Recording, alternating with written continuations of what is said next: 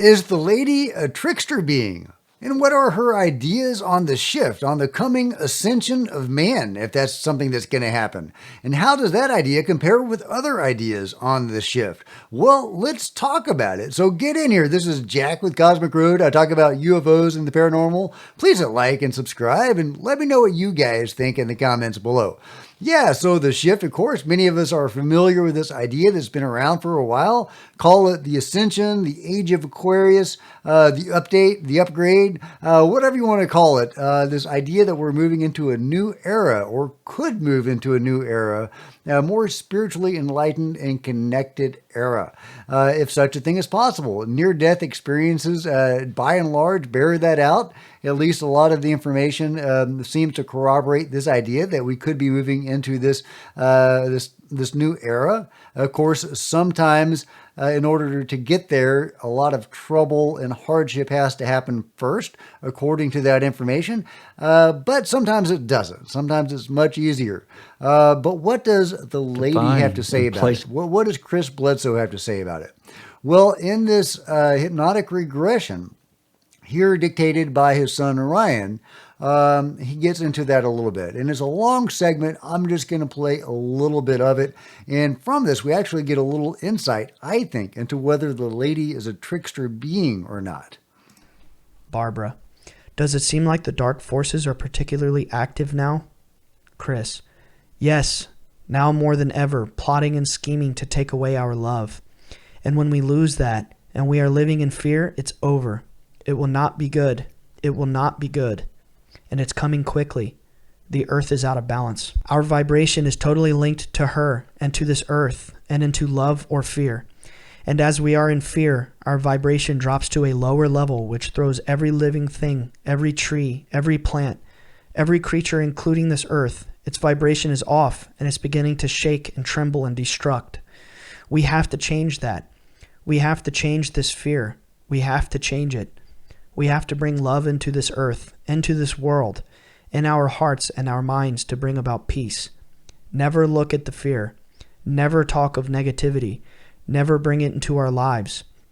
Remove it from us completely to stop this negative vibration from going on. If we don't, it's going to be a major loss because the earth is encoded, she says. The earth is encoded. It's part of its makeup to rid itself of negativity and darkness. And that it's a process that has started that only we can stop by love. And with love, we can awaken into a new love and a new world of peace, which was foretold. It's so beautiful. Okay, now, first of all, I'm very encouraged by this focus on love and leaving aside fear and focusing on love and embracing love, because that's the big takeaway from near-death experiences. People have all sorts of fantastic and weird experiences on the other side. And some of it may be, associated with their own belief systems. Sometimes it's not. It's really interesting when you get a Christian having a non-Christian experience, or you get a Muslim having a Christian experience, or something like that. But the big takeaway, the big message they get from the other side is love, and to embrace love and to spread love in this reality, in our world today. And that is also what the lady is saying, is to spread love, leave aside fear, and to embrace love. To me, that suggests that she is probably not a trickster being, that she is indeed connected to the higher planes and embraces the ideology or the reality of the higher planes, that love is so important. Near-death experiencers often report that during their experiences, they are just bathed in love, that it is almost like a physical force, like an elemental force, this love they feel on the other side.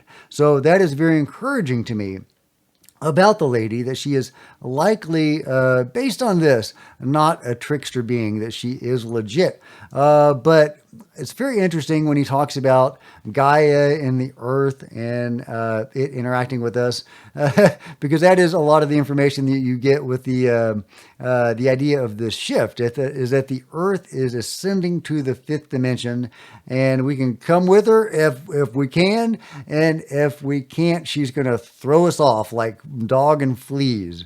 Ashiana Dean has some interesting information. I think Ashiana Dean is a really fascinating individual. with some really interesting insight. She wrote the book, The Voyagers, The Sleeping Abductees, a very dense, very fascinating book. In this clip, she's talking about upgrading ourselves, upgrading our DNA by accessing our higher chakras, and how this seems to coincide with the shift or something analogous to that. Let's give a listen. And then your body and your consciousness vibrating, you're plugged right into the earth grid. It will make the earth grid vibrate faster. There's strength in numbers. The more of us that can do this, the faster the earth grid will vibrate. So it's one of the things they're asking us to do. If the majority of humans totally ignore this grand opportunity we're being presented with, there are two worst case scenarios. One is we do start to enter the morphogenetic wave period, and the grids are so far out of balance that it starts to make seals on the Earth's vortexes loosen, which will cause volcanic activity, and it will cause plate shifting. And it could be on a massive level. If it's really out of balance, it could create up to a 45-degree shift of the angle of the Earth spinning on its axis, which we're history if that happens. It doesn't look like that's going to happen. It's not that bad yet. But they want us to be aware of how bad it could be. They want us to be aware that they're not joking. They're not saying, oh, gee, come be spiritual because it's fun. They're saying, hello, you're in trouble if you don't pay attention. So yeah, there you go. Access your higher chakras, I guess embrace love and all of that kind of stuff. Upgrade our DNA, and we can begin the shift, and the earth won't throw us off like fleas.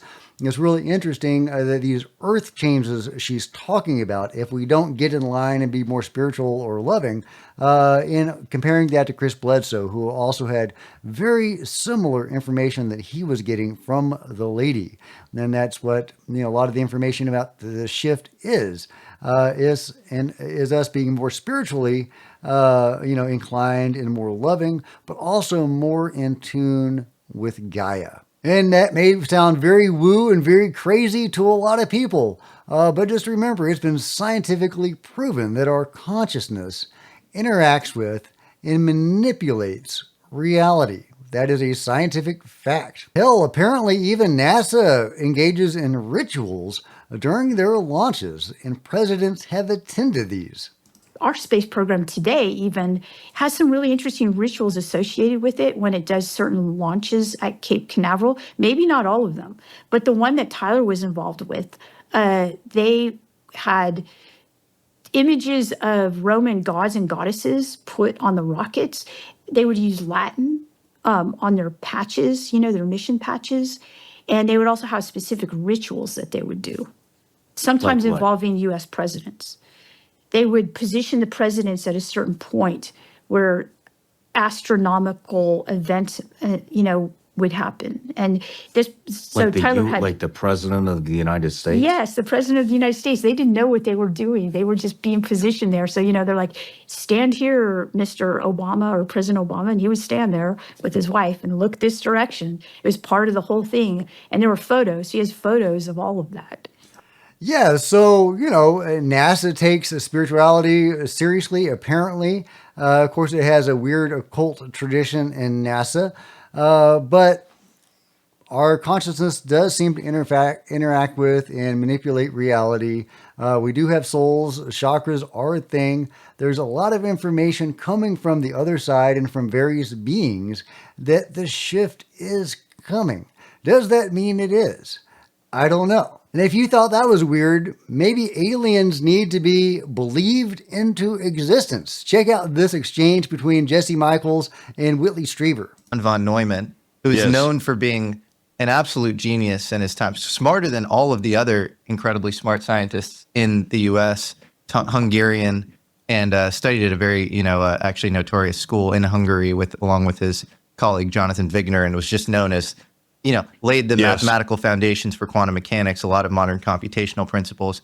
He has said, and you've cited, he's written a paper on the aliens possibly needing to be believed into existence. And if they do exist in some sort of parallel timeline or dimension, that human consensus belief needs to shift into kind of actually manifesting them. And so you would be an incredibly important kind of first node of creating that sort of belief. Well, yeah, and that has been the source of a lot of friction for me in my life. Yes. So, do we need to believe in this shift in order for the shift to happen? I think that's an interesting question. If we need to believe in aliens for them to manifest, I don't know if that's a thing. I think a lot of experiencers, abductees would say that they show up whether you believe in them or not. But it's an interesting idea that maybe some of these beings, there's an element of belief required. And I wonder if that's true of the shift as well.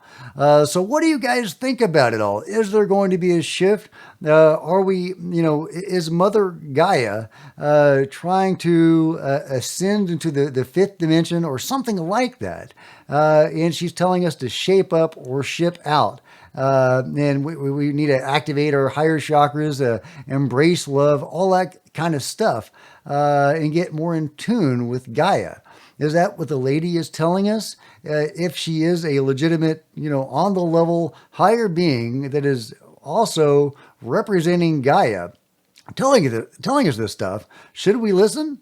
It seems probably like a good idea to do that. On the other hand, it would be great to have some actual proof and evidence that all of this is real and that the lady is on the level and on our side and is not a trickster being of some sort. I think that's a real problem with the phenomenon, is that it's not transparent. The phenomenon, the UFO phenomenon, and the greater phenomenon, not super transparent and, informative on steps we should take. They do these subtle things and they talk to certain people, and I guess they're hoping that the word gets out, and to some extent it does. But yeah, I think that as much as I give the U.S. government and the governments of the world and the control group grief, and I should, and we all should, for not being more transparent, the same could be said for the phenomenon. So, it's hard to judge any of this without more information and without more faith and trust in the phenomenon.